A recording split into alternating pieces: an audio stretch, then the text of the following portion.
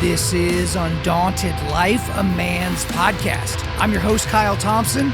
Let's get into it. Listen to advice and accept instruction that you may gain wisdom in the future. That is Proverbs 19:20. Guys, we're so thankful for you being here. First podcast of the new year. Happy 2026 to everybody. And also, I want to start out with being grateful and having some gratitude for you guys. So we are very, very, very thankful to all of our donors. So guys, there are some ministries out there and some different businesses where they just get these huge single donors. They've got one or two donors. We've got guys like you that are giving $10 a month, $50 a month, $1,000 one time, and it's all because you want to see us equip other men around the globe to push back darkness. So we appreciate you guys. And if you haven't donated yet, what's wrong with you? Come on, stop being a freeloader. I'm just kidding, but not really. Undaunted.Life/donate, Undaunted.Life/donate. Guys, leave a review for this show, 5-star review and a positive few words, and share this with a friend. Guys, this is always the episode every single year that is the most shareable episode. Okay? Because some episodes are, maybe an author you haven't heard of or a subject matter you don't really care about. This is going to get everybody. So make sure you share this around. And on this episode, we're going to continue our beginning of the year tradition with our Ways to Avoid Being a Crappy Man series. And so over the years, guys have used this series in a lot of different ways. So some guys will listen to it, they'll go to the show notes, they'll see the list there, and they print it out. Some of them put it on their mirror, some of them save it on the background of their phone. Some guys look at the list, and maybe every month they're picking 2 or 3 that they're really going to focus in on. But however you guys want to use it, make sure that you apply this, because I don't want to be screaming into the ether here. I would like you guys to go ahead and do this. And I'll just kind of give you an idea of how I put this list together. So every year I've got the list that I did for that year. And then as I'm going through the year, I will evaluate some of the things on that list, and I will also think of other things that should be on that list, okay? And so what I did and what I do every year is I will take some things off the list and I will add some things to the list. I think for this year, for 2026, it was the most new ones that we had ever done that we added to the list. But then there's going to be some that are always going to be on the list every single year. So you guys should buckle up for the 20 different things that we have on the list this year. But then I've also got something that I want to give you guys as a free resource. So some of you have already seen this. We actually released 2 episodes today because we are announcing something here on January the 1st of 2026. We are launching and have launched the 31-day resilience reset. 31-day resilience reset. If you don't know what I'm talking about, Undaunted.Life/31 days, Undaunted.Life/31 days. It is in the show notes. But for some of you guys, you need a reset of some kind. Okay. And I'm going to go into way more detail in the little bonus episode that was posted today. So I'm just going to be brief right now. Some of you just need a little bit of a reset, right? Spiritually, mentally, or physically, you're out of sync. Maybe you're stuck in neutral, stuck in the mud entirely. And so this is to basically get you going, okay? Because on every single day of the 31-day resilience reset, you have to read scripture, you have to exercise, you have to pray. There's different challenges. You have to read a chapter of the book. You have to listen to our other show, The Daily Blade. If you're not following The Daily Blade, that's just 5 minutes a day, either with me or with Joby or one of our friends. And it's getting you Bible, right? It's getting Bible in your ears. You have to list things that you're thankful for, but then there's also some things that you just can't do for that 31-day period. You can't look at porn. You can't masturbate. You can't drink alcohol. You can't take any drugs, including marijuana. You can't intake any sugar that's not naturally occurring in something like fruit or honey. And what it's doing is it's resetting your brain, for some of you resetting your spirit, for some of you resetting your body to get you ready for the rest of the year. Because the dumbest thing that people do is they take their life seriously in January and they live with intention in all these important areas, and then they just slack off and screw around for the next 11 months, and then they just hit the reset button in January again. I want January to be a catapult that throws you into the rest of the year. And here's the other thing. There are guys that are going to be listening to this episode for the first time in like July, okay? So what's to say that you don't just start this in August or September or any month, any day of the year? But there is some psychological significance to the first day of a new year. It feels fresh. It feels like a fresh start. So just wanted to draw you to that resource so that I can help you guys. Undaunted.Life/31 days. But here we are. The 20 ways to avoid being a crappy man in 2026. Let's start with the first one, and this is a new one. Hold your sources for truth to a high evidentiary standard, okay? So one thing that happened as we went into last year, I'll say actually kind of started on September the 10th, right, with the assassination of Charlie Kirk. Within a few weeks, we started seeing grifters online. We started seeing people that were starting to make money off of special revelation, think Candace Owens, or I've got some special details that if you knew what I know, Tucker Carlson or something like that. And the thing that none of these people seemed to do was provide any evidence for their claims. And you can't really blame them because their audiences kept growing and their net worth kept growing as they were providing no substantiation for any of the fantastical claims that they were making. And what a lot of people out there did, even some of you here in this audience, and I'm not just picking on Candace and Tucker, there's plenty of people that do this, both sides of the aisle, Christians, non-Christians, the whole 9 yards, right? But there are people that are making these huge statements that are plausible, that sound like they could be right. And a lot of you are basically like, yeah, that's good enough. That is now truth for me. Not necessarily my truth, right? The new cultural phenomenon, but you're like, nope, that sounds plausible, so it's true.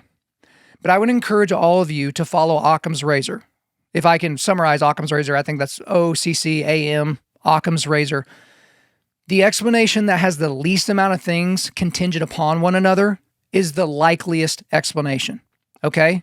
So is it possible that TPUSA and Erica Kirk and the Trump administration and Donald Trump individually and the Jews all got together to kill Charlie Kirk for some reason that no one can explain? Yes, it's plausible. It's possible.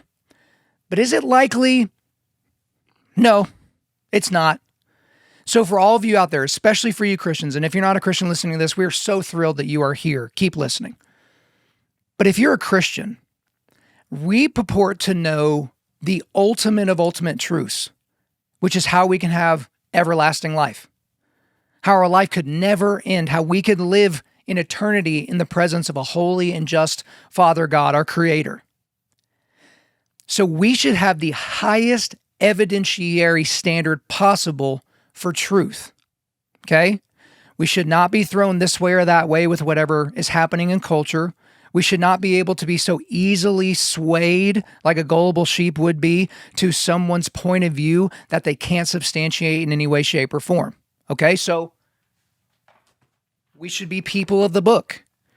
You should have Bibles around. They should be worn in, and you should be reading them because I need to remind you what happened in the desert when Jesus was being tempted by the devil for 40 days and 40 nights. The devil was quoting scripture. Kinda. He was quoting scripture out of context and leaving some very, very important details out. And how did Jesus respond? It is written. It is written. Written where? It would be the Old Testament. But now for us, we have the entire revelation of God via scripture in the Old Testament and New Testament. And we should be able to look at culture. We should be able to look at charlatans. We should be able to look at faux journalists. We should be able to look at influencers on the internet. We should be looking at different people and to be able to say, this is what you say is true. However, it is written. So the first way to avoid being a crappy man in 2026, hold your sources for truth to a high evidentiary standard. All right, the second one here, don't pretend that you know something you don't. So this one's really, really hard for a lot of guys because we don't like looking like a fool. Like it's just not really something that we want to do. It's not something that we revel in, is the opportunity to look like we don't know something. But when you act like you know something that you don't, two things simultaneously happen. Number one, you look like a fool to everybody that knows what's going on. And number two, you're stealing an opportunity from somebody else to teach you something. So let's take an example. Let's say I walk up on a guy that's working on an old hot rod, right? He's got a 71 Chevelle or something like that. You know, it's one of my dream cars. And he's working on it. And he's like, hey, can you help me with this transmission? And I'm like, oh, yeah. And I just, roll up my sleeves and I'm like, yeah. What about the burr over there? And how about we drain the dilly-dally? I'm going to look like a fool because I don't know anything about working on old cars. It's just not something that I grew up doing. It's not something that I've done as an adult. And he's going to know immediately that I don't know what I'm talking about. Immediately. So I'm going to look like a fool, and then I'm stealing an opportunity away from him to teach me something. Now, as any adjusted and good red-blooded American male would do, he's probably going to give me a little bit of crap because this is a world that he knows and I don't, right? The same thing would be true. I kind of give people crap when they try jiu-jitsu for the first time, right? It's just part of the thing, right? You're going to get a little bit of ribbing from the guy, but you take your ribbing and then you take your lesson, right? But if you pretend like you know something that you don't get that opportunity. So the number two thing to do this year to avoid being a crappy man, don't pretend that you know something that you don't. Number 3, this is kind of a remix. I've talked about this in a certain way, so I'm kind of rewording it a little bit. I think it's been in the past, learn how to fight. But now I'm saying prepare yourself for violence. So what I mean by that is, yes, in order to prepare yourself for violence, you need to know how to fight, okay? Go on the internet and watch street fight videos, and it'll prove my point that most men think they know how to fight, but they don't. They don't have any clue how to fight. They don't know how to throw a punch. They don't know how to throw a kick. They don't know how to do a takedown. They don't know how to end the fight with a submission. Most men walking around completely overestimate their abilities martially. And the reality is you never rise to the occasion. You always fall to the level of your training. That's just the reality, right?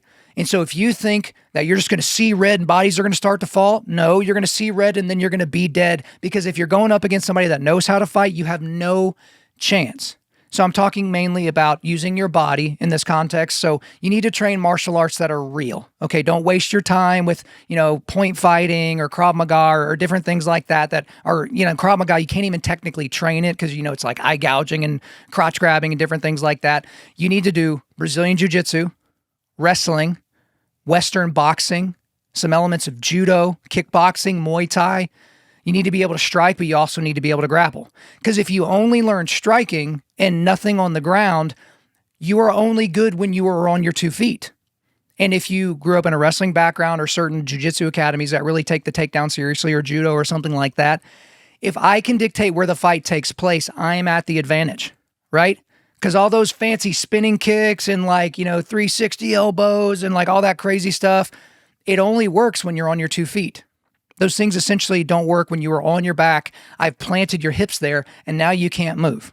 Okay? So that's the physical component of using your body, but also you need to train with other weapon systems. You need to be able to be sufficiently comfortable with carbines, with pistols, with knives, with other things like that, long guns for some of you. Because here's the thing. We don't know when, how, or the circumstances behind when we are going to have to protect ourselves and or other image bearers of God. We don't know. Because for most of us in America, we might get in a street fight if things go crazy. I saw a video recently of an illegal immigrant, I think it was in the UK, that walked up and smacked this person's child. It was like an 18-month-old. And I think it was the grandparents, so they just kind of grabbed the kid and kind of huddled up and ran away.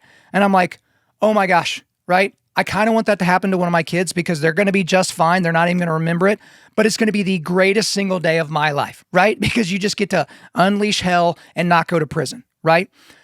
But for some people, like say Christians in Nigeria or Mozambique or in Sudan or other places, they may be fighting for their literal lives against Islamists that want to cut their heads off. I've spent some time here recently with the work of Raymond Ibrahim. He's been on the show before, but he has an amazing 3-part series of books that started back in 2018, Sword and Scimitar, Defenders of the West, and the Two Swords of Christ, talking about a lot of the crusades and the battles, the official battles between Islam, Muslims, and Christianity, Christians. We don't know if we're going to be in one of those battles at some point.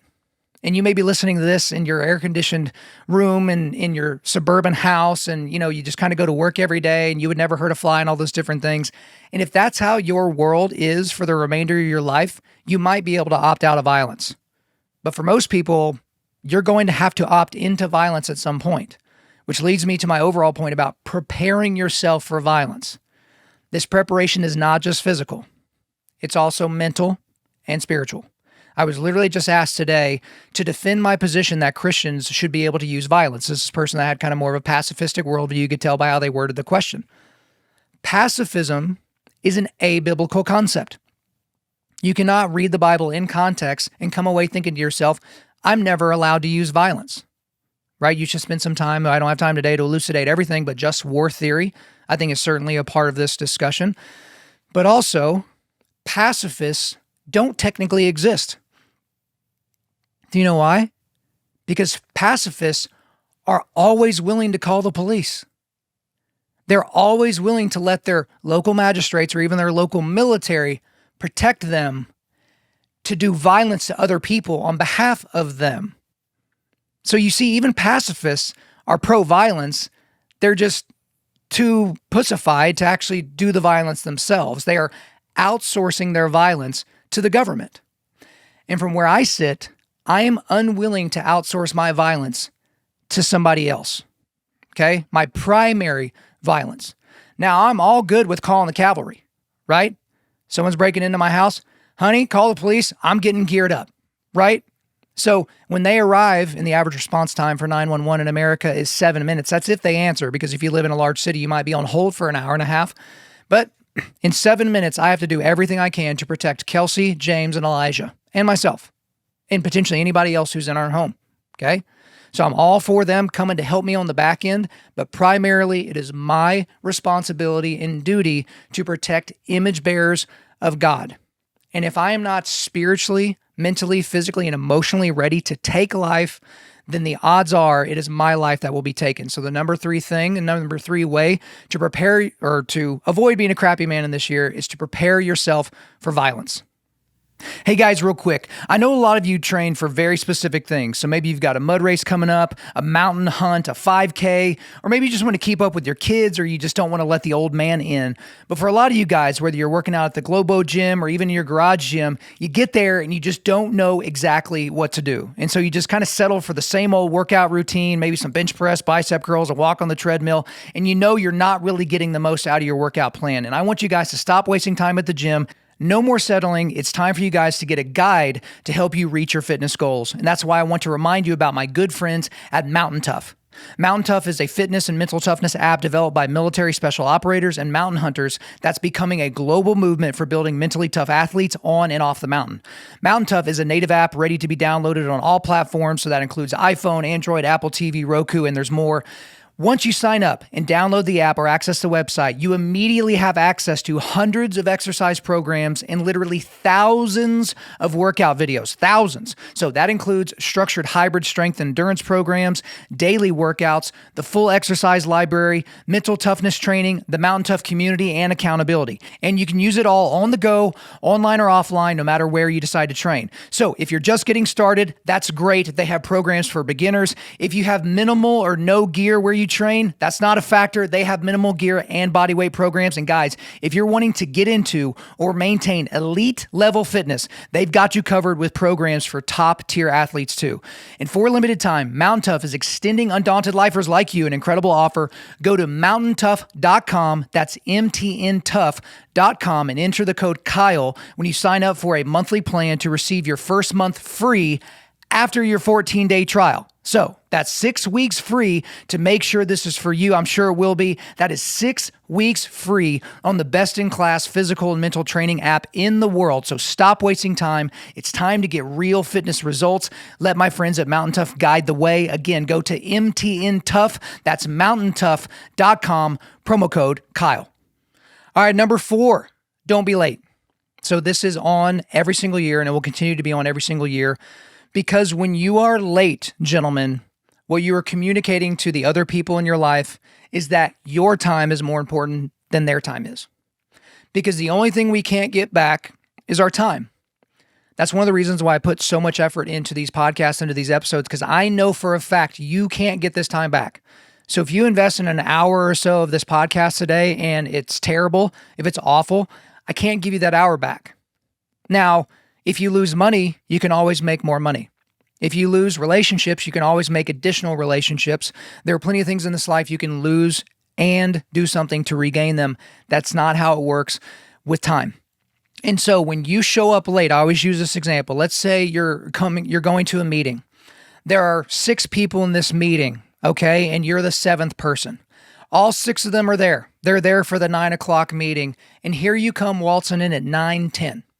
Okay, you're 10 minutes late. Oh, shoot, I'm sorry. You've got your coffee and you got your bag and you're taking it all off. And you sit down and you open up your laptop and you get your notes out and you blah, blah, blah. And you're like, okay, I'm ready.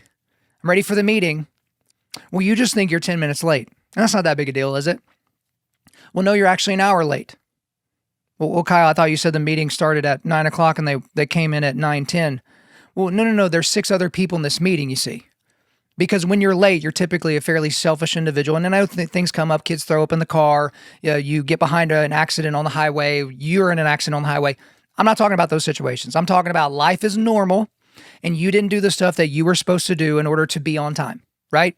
You got around too late, you screwed around and went and you got your latte and your scone and whatever. And here you are, 6 people were already there. And so 6 people had to wait 10 minutes each for you to show up. That is an hour of wasted time to humanity because you suck, because you're selfish. Okay. And some of you were like, oh, I'm wired for this. If you grew up with my family, you would have never been on time. And it's like this genetic thing. But I always use this example as well. If I told you today at 2:37 p.m., meet me in this parking lot at this pin with these grid coordinates, whatever, and I'm going to give you a briefcase with $1 million cash, no strings attached. All you got to do is be in that parking lot at 2:37 p.m. It's a miracle. These people that are never on time, can't be on time, I'm wired this way, my family was like this, you don't understand this excuse, that excuse, whatever, they're going to be there. Come hell or high water, they will be there. Why? Because they deem that meeting important enough for them to prepare for it, to be on time. But they don't look at other meetings that way. And there are things that are casual, like if it's like, hey, we got kind of a come and go birthday party. It's going to be between 2 and 4, blah, blah. If you show up at 2:15, no big deal. That's a casual thing. But if you're going to a meeting, if someone is relying on you, if you've got a deadline, a group project or a work project, and you have to get your part done by a certain day at a certain time, it is incumbent upon you to do that. Okay, so the number 4 way to avoid being a crappy man in 2026, don't be late. Number 5, this is a new one for this year. Don't let being nice get in the way of doing the right thing. So I've said this a lot over the last several years, and Vodi Bakum was the first person I heard say it, but there's a lot of Christians that have been lulled to sleep thinking that the 11th commandment is thou shalt be nice. And so you have a lot of people using what some would coin toxic empathy, or even the sin of empathy, as Joe Rigney said in his book, The Sin of Empathy, that we just need to be nice. That the ultimate Christian ethic is to be seen as nice, when that's not the ultimate Christian ethic. There are plenty of things. Just look at Jesus. We don't have to, open it up to the entire Bible to make our point. Just look at Jesus. How many things did Jesus do that seemed mean?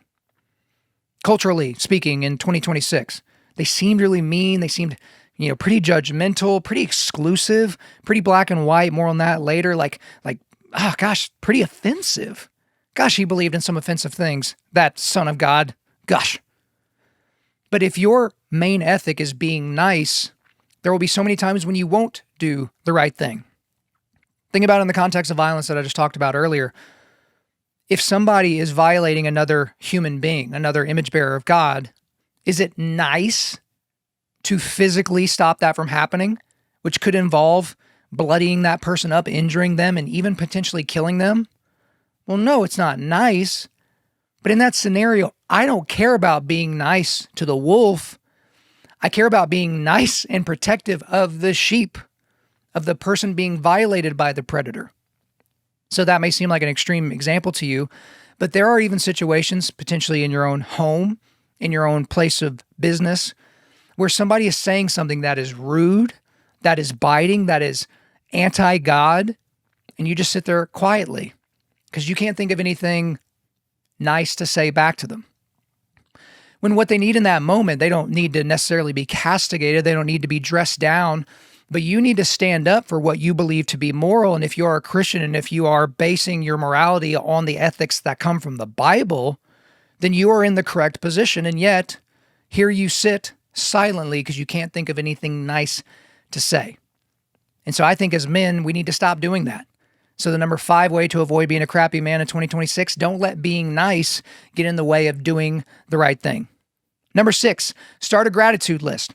So this one actually was a suggestion by Joe B. Martin. He probably got it from somebody else. But basically he told me, I'm going to bring it up on my phone real quick while I'm doing it live. But basically you need to have a note on your phone of the things that you are grateful for. And you need to have a list that involves at least one thing for every year you've been alive. Okay, so I'm 39 as of the recording of this, so I need at least 39 things on my gratitude list. And I'm actually going to read my list to you, okay? So I'm not going to, number them, but here, I'll read them all out. I have a total of 42 things that I am thankful for.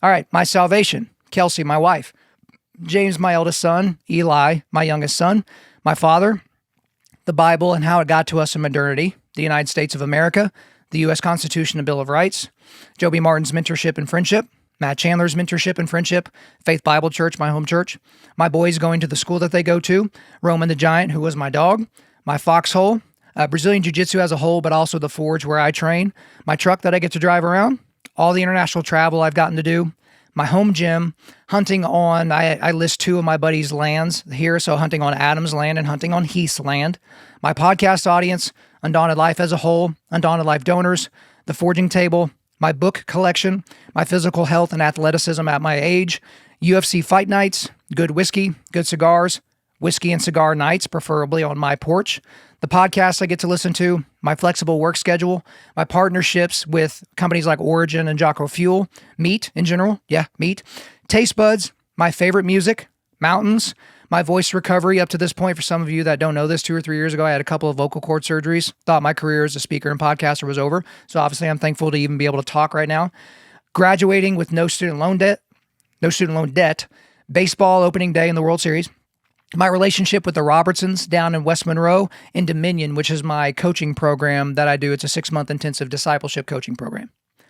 So when I'm in my feels, when I don't feel like praising God, or when I don't think I've got a good life, and when life's just really getting after me and I don't feel very much gratitude towards the life that God has given me, I can go to an anchor point and it's right there in my phone. So the number 6 way to avoid being a crappy man in 2026, start a gratitude list. You will not regret it. All right, number 7, a new one. Consume the Bible every day. Notice how I didn't say study the Bible every day? Because guys, I get it. You got a job that requires hours. You got a woman in your life that requires attention. You got kids in your life that require attention, discipline, raising them up in the nurture and admonition of the Lord. You've got hobbies. You've got friends that have things that you need to do. You got things around the house that need to get done. You can't study the Bible every day. For a lot of us, that's just not really in the cards for you. But you can 100% consume it every day. So I remember talking to a guy recently. He had one of the most packed schedules that I've ever seen in my entire life. I had him describe it in detail. It involved going to bed late, waking up early, a long commute. It's just kind of the nature of his job. But then I asked him the question, how much time per day do you spend on social media? Right, and I spend time on social media. Obviously, we have an Instagram and a Facebook that, we try to get our content out to people, right?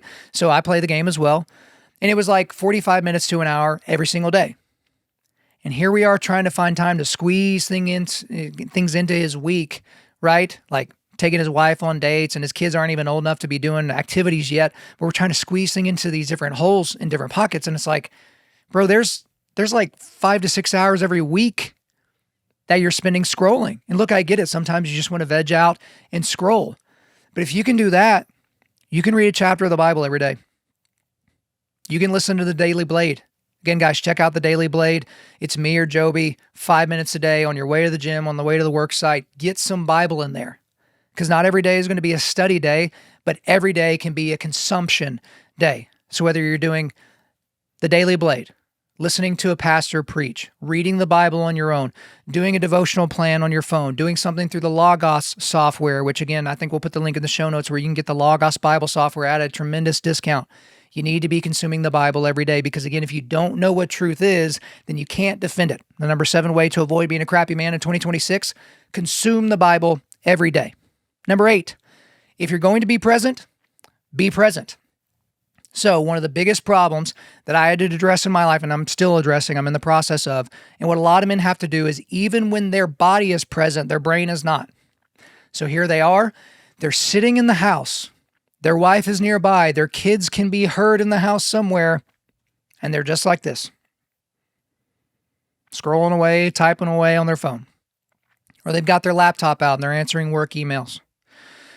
Or they're sitting there with nothing in their hands, but their brain is on their inbox, right? Their brain is on the job site. Their brain is focused on the thing that they didn't get done. Their brain has traveled into some other philosophical network. They're trying to figure out, oh shoot, I should have said this to this guy, but I didn't think of it at the time. Oh, I should have said this. And they're thinking about, okay, tomorrow at the gym, I'm going to go from 3 sets of 5 to 5 sets of 5, or maybe I'm just going to go up in my, you see what I'm saying?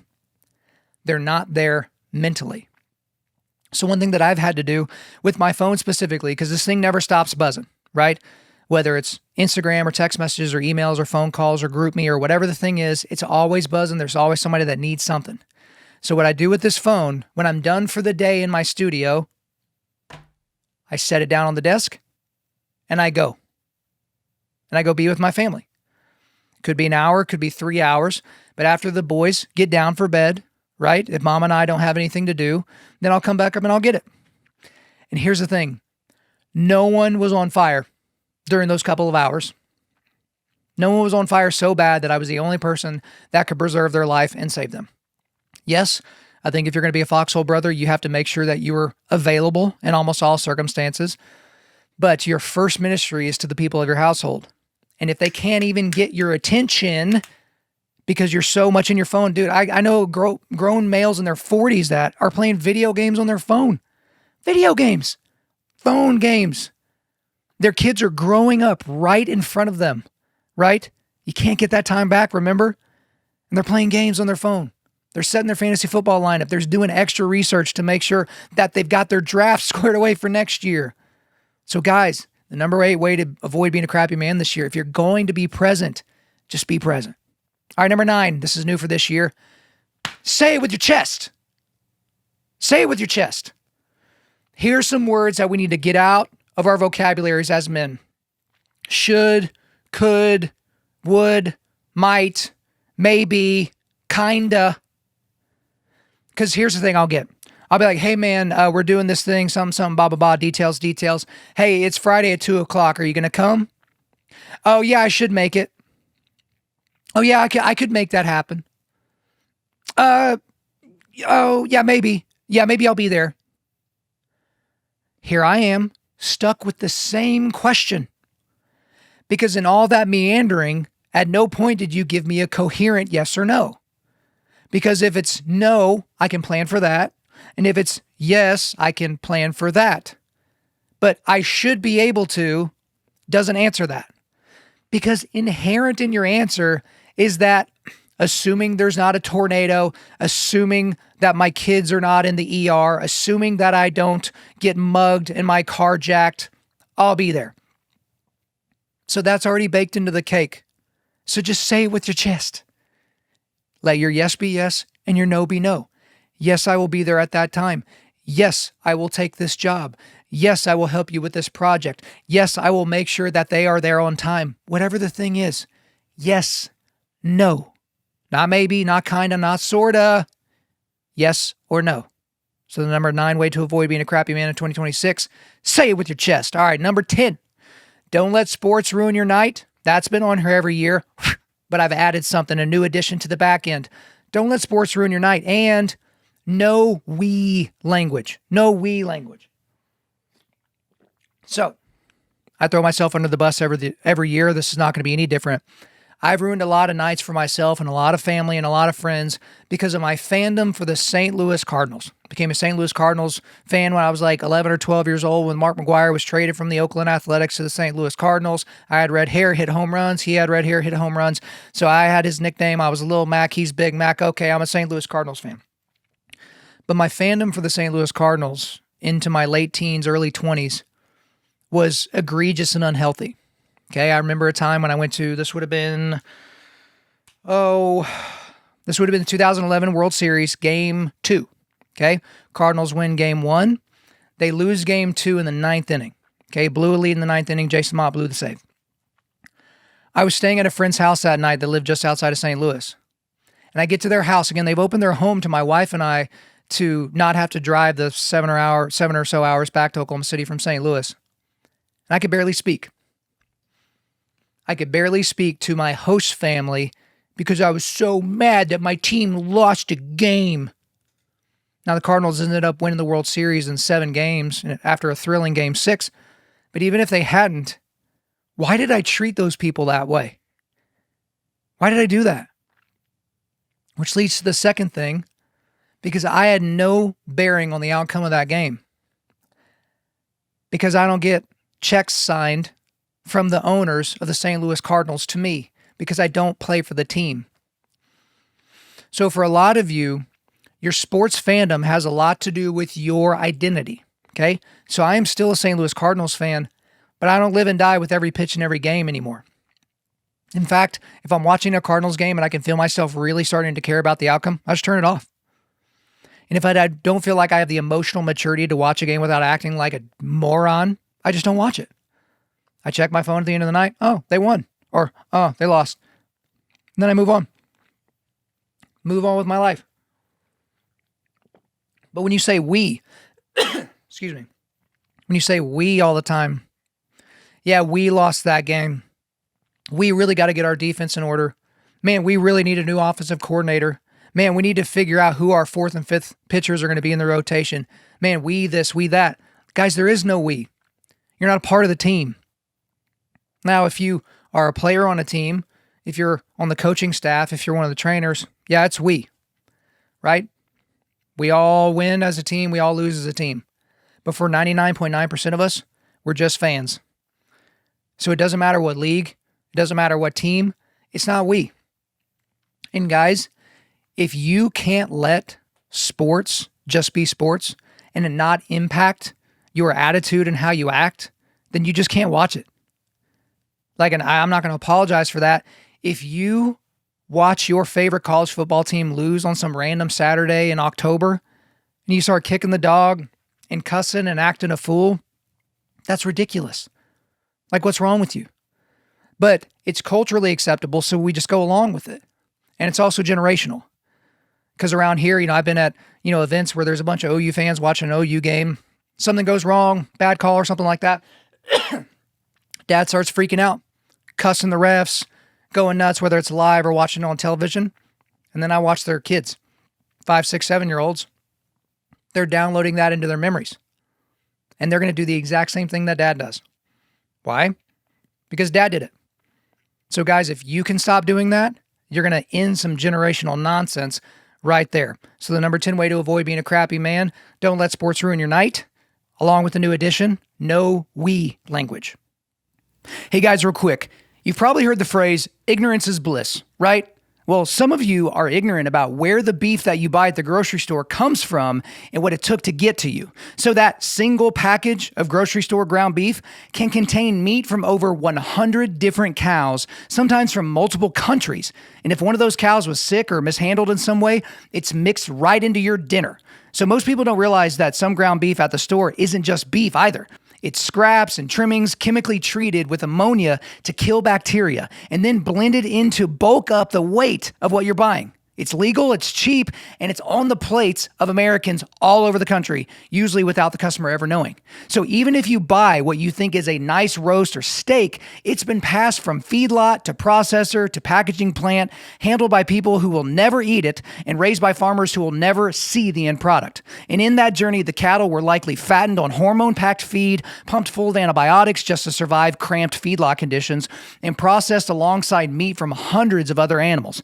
And by the time it hits your grill, you don't know whose cow it was, what it was fed, or what's actually in it. I don't want you or your family eating low quality, jacked up beef. That's why I want you to use the official beef delivery partner of Undaunted.Life, Primal Beef. So Primal Beef is a cattle operation owned and operated by Sean Glass. He's a retired Navy SEAL that partnered with Jocko Willink to launch Primal Beef. So what makes Primal Beef different from other beef delivery companies? It's a combo of the following. All American Black Angus cattle. And the beef comes from one farm, and that's in Virginia's Shenandoah Valley. The beef is all natural, no hormones ever, no mRNA ever. And after slaughter, the entire carcass is dry aged, then hand cut by artisan butchers, and then flash frozen to ensure that it maintains tenderness, marbling, and flavor. And here's another cool thing. For every box sold, Primal Beef donates meat directly to a member of America's Special Operations Forces through the C4 Foundation. So you can take pride in knowing that your purchase will help put literal food on the table for America's finest warriors. If you're still on the fence, it's probably because you've been eating too much soy, drying your emo tears with your bangs, and you've forgotten what real food tastes like. Primal Beef can help with that. Try Primal Beef out today by going to primalbeef.com. That's primalbeef.com. Use the promo code Kyle to get $25 off your first order. Again, that's primalbeef.com. Promo code Kyle to get $25 off your first order. All right, here's a new one for this year. Number 11, pray over your family. So one of the big things that I've told guys that has made such a huge impact, this is through my Dominion coaching program, but also just in general, we've all heard pray for your family. right? So you're praying for your family when they're not there. And we have all heard pray with your family before dinner, before a road trip, whatever. But how about praying over your family? Because there's a big difference when I grab my wife's hand in the morning, I say, how can I pray for you? And then she tells me the things that are on her mind or what I can pray for. And sometimes she doesn't have anything front of mind, but I just pray over my wife. I pray life into her. This is huge with my boys. When I pray over James and Eli, they're 5 and 3 years old right now, I'm saying, God, thank you so much for letting James and Eli be my sons. Thank you so much for me being their daddy. I just pray that they would grow up to be courageous, godly, smart, courageous, meek, tender men. They're hearing this, guys. So as I give them lessons throughout the years, right, as we do their rites of passage, they're going to be able to attach to an identity that has come through prayer, okay?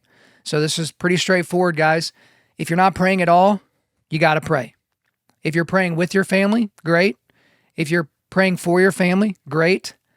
But if you're praying over your family, fantastic. So the number 11 thing you could do this year to avoid being a crappy man, pray over your family. Number 12. This one's pretty simple, pretty straightforward, not a whole lot of nuance. No porn, no jerking off. Okay? The number of guys, and it's going to happen again this year, that, and we'll get into this later, struggle with porn. Oh, I just can't stop looking at porn. I just can't, whatever. You don't have a porn problem, bro. You have a masturbation problem. Okay? Because I have not met the human. They might exist, but I've not met the human that watches pornography and does not use it as a masturbatory aid. Does that person exist? Because I don't think they exist. Why do we watch porn? Doesn't matter what kind. Why do we watch porn? It's so that we can give ourselves an erection, keep an erection long enough for us to masturbate and then climax. Okay? So if you take masturbation off the board, there's no need for porn. Boom, you just solved your porn problem, right? Now, it actually goes way deeper than that. There's a self-soothing aspect to that. It just goes all the way back to sin nature, right? But for a lot of you guys this year, I'm going to get the accountability group this year. Okay, I'm not anti-accountability group. I'm going to get the software this year.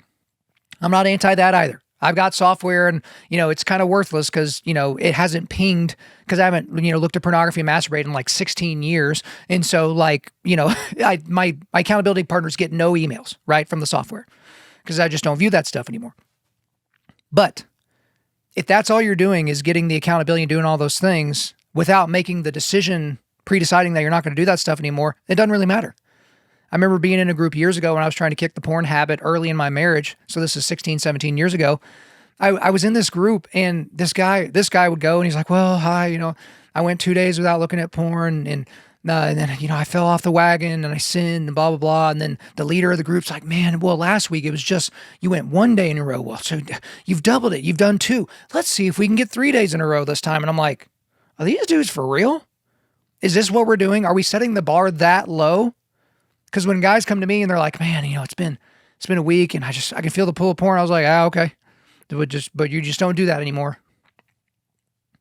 They look at me like, well, what do you mean? I'm like, well, yeah, just don't jerk off anymore. And then you won't jerk off anymore. And then if you do that, then you won't be looking at porn. And so you don't have to worry about your wife finding your porn stash or, the things on your phone and the apps and all the stuff. And then, so that's just done. That's just gone. Part of your past. And it's like mind blowing to them.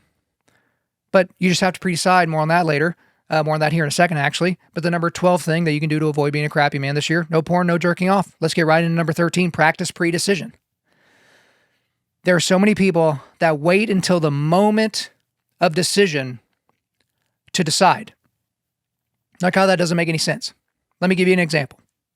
Pornography and masturbation. As soon as I'm done with this call, as soon as I'm done with this podcast, there's no one in my house. So if I wanted to throw my hand in my pants and pull out my phone and look at pornography and masturbate, I could. But I pre-decided about 16 years ago that I don't do that anymore. I'm not a person who masturbates, and so I don't need to look at pornography. Pre-decide. I'm not waiting till the moment of temptation, like, oh, the house is empty, no one's here, no one will ever know, I can delete my history, because we all know how to get around our filters, by the way. It's like the easiest thing in the world. Like you can trick your accountability partners or just lie to them, right? But I pre-decided that I'm not going to do that. The same thing happens for exercise. So I know that tomorrow morning, I'm going to wake up and lift weights. assuming that there's not a house fire or that my leg doesn't fall off in bed or whatever, I'm going to go and lift. Well, how do I know that? Well, because I already decided. Because I want to be physically strong. I want to be physically resilient. I have to lift weights in order to do that. And so that's just what I'm going to do. So there's no decision making that's happening tomorrow morning when my alarm goes off. When the alarm goes off, I turn the alarm off. I pre-decide that I'm not going to hit snooze. And then I'm going to go get my stuff on, walk out into the garage, and I'm going to go lift. And it makes life so much easier. So in the morning when I'm in my warm bed and I don't want to get in the cold garage, okay, well, it doesn't matter because I've already decided that's what I'm going to do, right? And you can apply this to your marriage. You can apply this to your friend group. You can apply this to your jiu-jitsu gym. You can apply this to your own personal study. You can apply this to any place in your life where you need discipline over motivation. So if you want to get better at that, just pre-decide. So the number 13 way to avoid being a crappy man in 2026, practice pre-decision. All right, number 14, another new one. No more of the everyone makes mistakes attitude. Okay? I'm very specific in my wording there. Because does everyone make mistakes? Yes. But there's another word that I think people are actually meaning, but they don't want to say because it sounds icky and scary, and that's sin. Everyone sins. Because this is a mistake. I was supposed to turn left at the light, but I got distracted and I turned right instead. That's a mistake. That's not a sin, right? I didn't do that on purpose. It was just a mistake. But we're not just a bunch of mistakers walking around. We're sinners. We lie to people. We hate them in our heart. We do violence to them, either physically in person or in our hearts, right? We're adulterers, some of us with our physical bodies, and some of us just by lusting after another woman, right? Are those just mistakes? Everyone makes mistakes. I've heard it said before because I was talking to this person where the husband and wife situation, there was an affair, and one of the family members involved told the person, they're like, everyone makes mistakes. It's like, I'm sorry, makes mistakes? This guy hid an affair. He had a complete separate sexual life with a person. Like he told this woman that he loved her, like that was just a mistake. No, he didn't trip and fall on the curb because he didn't step high enough. This is deep-seated sin nature. So significant that it ended his covenant of marriage. What are you talking about? And so part of this is because we have this kind of casual attitude about mistakes that are actually sins. And Christians have bought into the lie as well. Oh, everyone makes mistakes. No, we need to hold ourselves and our brothers and sisters to a much higher standard, especially as it pertains to our vertical relationship with God and our horizontal relationship with our neighbors. But when we look at sin so flippantly as to call it mistakes, to miscategorize it, that's deeply problematic and we shouldn't do it. So the number 14 way to avoid being a crappy man in 2026, no more of the everyone makes mistakes attitude. All right, number 15, no more I struggle with blank language. I struggle with insert. I struggle with porn. I struggle with my weight. I struggle with communicating nicely to my wife. Okay? The thing is, if you struggled more with whatever the thing is, you'd be further along, wouldn't you? So I tell guys that want to be where I am, we're working on decades of no porn, no masturbation, that kind of thing. They're like, oh, I'm struggling with porn and all that. I'm like, no, you're not. You're allowing it to control you. You're not struggling against it. Let's look at your physical fitness. You're 50 pounds overweight. You're sloppy, right? You need to just kind of, get in shape. Oh, I'm really struggling with staying in shape. No, you're not. You're not waking up earlier so that you can get to the gym so you can do more. You didn't hire a trainer, which is going to cost you money, right? To give you some more things to help you to make sure you're not going to hurt yourself doing these things, right? You're not paying attention to what you put into your body. You're not being disciplined with the hours which you eat and the things specifically that you're eating. You're not tracking macros. You're not doing anything. You're not struggling at all. You're just kind of like amoebaing your way through life. Just kind of existing. So when you allow yourself to talk in this way, you will start to buy into your own BS. You'll start to get high on your own farts. Oh, I struggle with this. No, you just haven't taken it captive yet. You haven't taken your thoughts captive, 2 Corinthians 10:5. You haven't taken your physical fitness captive. You haven't gotten a plan together for how you're going to save your marriage, for how you're going to reconnect with that child, for how you're going to make this quarter way better than the last two. You haven't figured it out because you're not struggling. So the number 15 way to avoid being a crappy man in 2026, no more I struggle with blank language. All right, number 16, we got a new one here. Work on go muscles, not show muscles. Okay? If I go back to when I was a little kid, I was a big WWF fan at the time. Hulk Hogan, Macho Man Randy Savage, Ultimate Warrior. Love these guys. All of them were jacked. All of them were on roids, but they were jacked. I didn't know what roids were when I was like 7. And I thought, because I was a dumb little kid, that when you got muscles, you just got to keep them, right? I didn't know that you had to work your way to get those muscles and then, maintain them or continue to get bigger or whatever. And so when I started lifting on my own, the first thing I did when I got my first paycheck from Outback Steakhouse in Lawton, Oklahoma, when I was 16 years old, I went to Gold's Gym. I had a talk with the manager. I guess I kind of had a sales, my own sales way of doing things. I couldn't afford the membership because I was just a busboy. So I said, hey, can I pay this much and train here? I really would like to train here. And they're like, yeah, we can do that. And so what did I do? Bench press, bicep curls, tricep extensions, calf raises, right? Were those things valuable? Well, sure, right? Your muscles get a little bit bigger, you get a little bit of a pump, you get to feel good. But those were show muscles. That helps you look better in, board shorts and a tank top. But they didn't make me stronger. I remember this buddy of mine, Brandon, in high school. He said something to me. It was really offensive to my 17-year-old ears. But he's like, yeah, you're big, but you're not strong. And I was like, well, you don't know me. I got all offended. But my God, he was right. Brandon was right.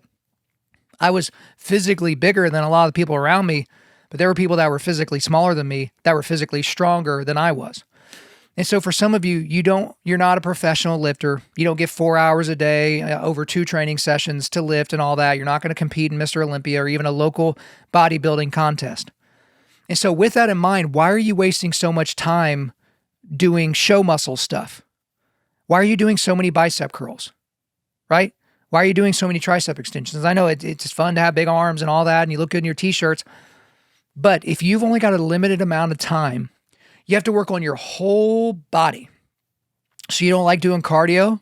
Okay. No one likes to do cardio, but you do it so that you can be cardiovascularly strong. Some of you don't like lifting, right? The process of hypertrophy drives you nuts, right? It's uncomfortable. Okay. But the value you get from 3 sets of deadlift versus 3 sets of bicep curls is substantially different. Because with deadlift, I'm working my entire posterior chain. I'm basically working from the back of my head to the backs of my heels with one lift. And so if I'm trying to squeeze the most amount of impact, because I only lift 3 days a week, right? That's all I get. And I have a home gym, right? So you have to maximize what you're doing. So show muscles are great, but it's deadlift, squat, bench, and overhead. If you can only do a handful of things in a week, those are the things you focus on. That's going to give you the most bang for your buck. And that's also going to help you in other areas of life, right? We're seeing more and more research coming out about powerlifting, right? And focusing on muscle hypertrophy being best for your overall longevity as a human being, right? So bicep curls and calf raises are not going to make sure that you can get on and off the toilet when you're 80 years old, okay?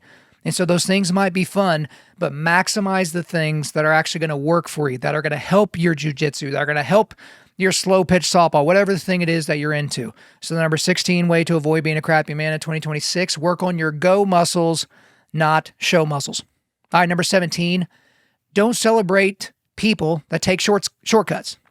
Don't celebrate people that take shortcuts. This actually applies to the last one because we live in an era where if you're not getting jacked fast enough, well, just inject some experimental peptide into your system. Inject some anabolic into your system. You'll get bigger faster. Now your heart might explode, but hey, you'll be jacked in your coffin, right? And here's the other thing that I've seen. Okay, we live in, the era of Mounjaro and Ozempic and all those types of things. And so you see these people, men and women, that are significantly overweight. And then a few months goes by and they're skinny. And it's like, whoa, look at them. Now, a lot of them look like a melted candle. That's kind of your first giveaway because you're not just losing fat, you're losing like muscle, connective tissue and all that. So they just kind of look skinny fat. And, from a plumbing perspective, they are skinny fat. But then I see these people go like, oh my gosh, girl, you look so good. You couldn't wear that dress 3 months ago. Now look at you. And we're just celebrating these people. It's like, celebrating what? What did they do other than pay for the monthly subscription? I mean, they didn't prescribe it to themselves. They didn't develop the technology that developed the medication. They just paid for it. And look, guys, there's no free lunch. No pun intended with, people that are overweight. There's no free lunch.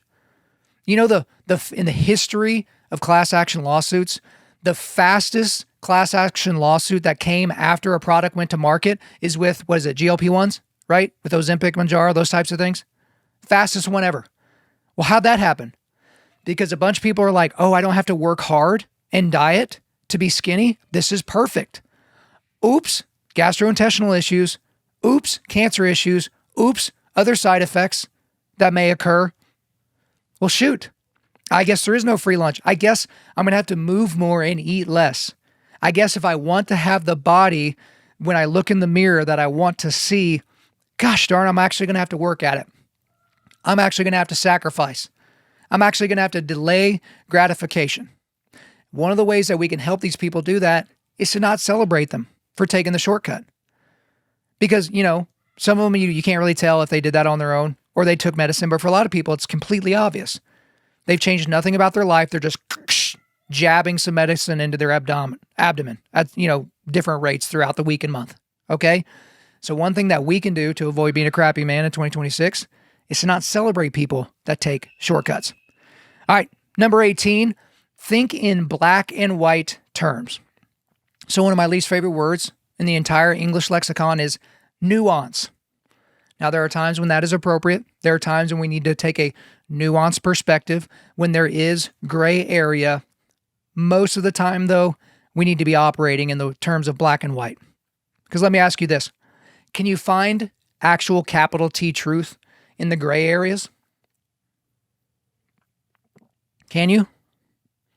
What about all these third wayers, these third way Christians, I'm not liberal and I'm not progressive. I'm the third way. I'm not, liberal or conservative. I'm the third way, right? I'm not Republican. I'm not a Democrat. I'm third way somehow, right? Well, the example I always use is, what is the third way on abortion? You know what the third way on abortion sounds like?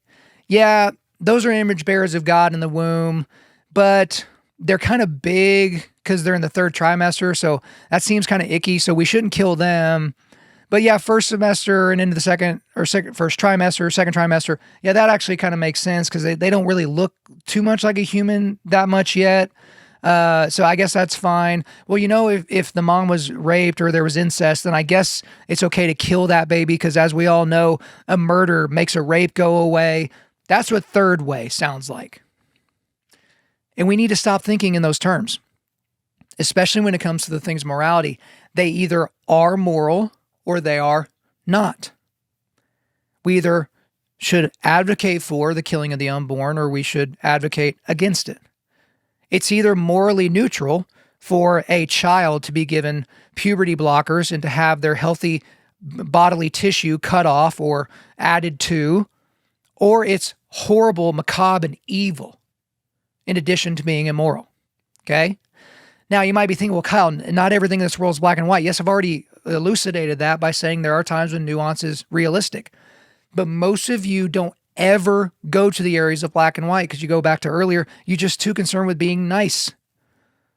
You just want to be nice to people. You don't want to say, yeah, that's wrong. Because sometimes you need to be judgmental. Because in order to make decisions, you have to judge. You have to discern this over that. And yet when we're making philosophical declarations or moral declarations, we get really uncomfortable with black and white.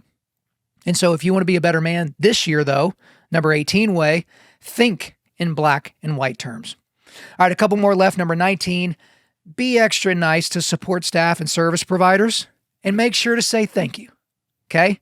So one thing that I think all of us have noticed, this even happening to me in Oklahoma where everyone's polite, support staff, people that work at restaurants. How many of these people don't know how to talk to you? They don't know how to be polite. They have people all day that don't talk to them nicely or politely, right? They don't treat them as if they're valuable. They've lost the ability to say please and thank you. I've talked about this before on the show. I was at a 7-Eleven convenience store and I put whatever I was buying up on the counter and I go, hey, how you doing today? And the lady goes, eh. She didn't even say words. She made a noise. And I was like, okay, that was weird. Rings me up. I pay. All right. Have a great day. Man. What? What? Are you an ogre? Like, what are you doing? This person had no ability to make eye contact, to be nice, to be polite. I think part of it is because we as a society, as an overall culture, have stopped putting a premium on being nice to people, right? And so you might think, well, isn't that what you said we shouldn't do earlier? No, if that becomes your overriding worldview over everything else to be nice, that's problematic. I'm talking about in your daily interactions with strangers, right? So when the server comes to the table, you make eye contact. Hey, thank you. What's your name? Oh, Johnny. Okay, Johnny, great to meet you. Yeah, thanks for taking care of us. I'll have a water, no lemon, please. What did that take from you? Nothing. Okay. And this leads to the thing that I've tried to get a lot of you guys to do, and a lot of you started to do it.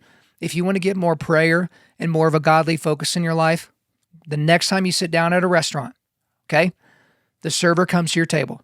She sets down or he sets down all of your food in front of you. And then what do? Every time they say, is there anything else I can get you? Is there anything else I can do for you? And this is your answer. You can take it verbatim. Yes, actually, we're about to bless our meal. How can we be praying for you? Yes, I need something else. Here's what we're about to do, and I want to include you in it. You know what you're saying in that moment? I see you, Johnny. I see you. I remembered your name. You're valuable. We're about to pray to the God of the universe who created all of us, including you. And we know there's something that you need prayer for, whether you've thought about it or not before that moment. And most of them don't. They're usually pretty shocked by that question. But you know how they almost always respond? Well, yeah, actually, there's this thing I've been worried about, or, well, actually, my neighbor's been really struggling, or they have something. Now, from time to time, people are like, oh, nah, no, that's weird. And, you're going to get that response. But you're just throwing a little wrench in the equation because this is what they expected you to say, especially if you're in Oklahoma. Hey, is there anything else I can get you? Yeah, ranch, please. So they were expecting that. They weren't expecting prayer.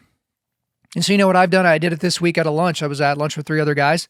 There was a gal. I asked her if we could pray for her. She kind of, oh, wow. Yeah, actually. And she told us what she was worried about. And then I said this. You can take this verbatim. Hey, whatever your name is, Heather. Hey, Heather. I'm not a long-winded prayer. So if you want to hang out for just a second, I can pray over all of us. And you know what they do? They stay while you pray. Maybe they feel obligated to do so, but a lot of them actually want to stay and do that. Sometimes we all grab hands. Sometimes I just pray. In and out of that prayer in less than 10 seconds, I repeat back exactly what the server just said. And you know what I've done for them? I've helped speak and bring life into that person. Not to make me feel good. I can leave them a nice tip and make them feel good. But it's saying, look, I see you. You're valuable. Jesus loves you. God loves you. God sent Jesus here to die for you so that you would have a chance to put your faith in him so that you could be justified before a holy and righteous Father. Right? Now, you're not saying that every time, but you're doing the work of ministry. So if you want something to focus on, that's an easy one that you can do several times a week. So number 19 way to avoid being a crappy man in 2026, be extra nice to support staff and service providers and make sure to say thank you. All right, but here we are at the end, number 20, and we're ending with a new one after we started with a new one. The number 20 way to avoid being a crappy man in 2026, touch grass. Just touch some grass. If you don't get the slang or the colloquialism, the real world doesn't just exist on social media, okay? I've talked to friends who they spend 30 minutes an hour on Twitter, and then they're ready to go to war with whatever side they disagree with or whatever, and they just can't believe the evil in the world and all that. And we should be aware of those things, guys. But go out and touch some grass. Put your phone down, go to the woods, right? Hug your wife, hug your kids, go for a walk. Realize that the world is existing exactly where you are. So I forget who said it, but that made me think about this. Think about your great-grandparent, right? So early 20th century, this was the size of their world. It was where they lived, certainly. But in terms of media, they maybe had a weekly local newspaper. They had the local, barber shop or Five and Dime or something like that where, people would kind of chat about what was going on. And then they had the local radio station. That was it. That was their entire world. They weren't burdened with the problems of people half a world away. And look, there's a ton of power in this phone. Basically, the entirety of human history I can access with the right prompt into ChatGPT, right? So that there are some certain positives to that. But when your entire world is digital, it's in your video game profile, it's in your avatar on whatever social media site, it's in your algorithm, then you lose sight of the things that actually matter. You can't name your local mayor, and yet you are just sure that the Democrats are trying to destroy the country. Okay, well, they might do that, but the immediate impact of your mayor, your sheriff, your local dog catcher is so much more significant than the balance of power in Congress. It impacts you, but not as readily and not as locally. Okay? So my last encouragement to you guys, and these should all feel like encouragements for the most part, and the 20th way to avoid being a crappy man in 2026, touch grass. So that is the list. I'll go ahead and repeat it again here. Hold your sources for truth to a high evidentiary standard. 2, don't pretend that you know something that you don't. 3, prepare yourself for violence. 4, don't be late. 5, don't let being nice get in the way of doing the right thing. 6, start a gratitude list. 7, consume the Bible every day. 8, if you're going to be present, be present. 9, say it with your chest. 10, don't let sports ruin your night in no we language. Number 11, pray over your family. Number 11, no porn, no jerking off. Number 13, practice predecision. Number 14, no more of the everyone makes mistakes attitude. Number 15, no more I struggle with blank language. Number 16, work on go muscles, not show muscles.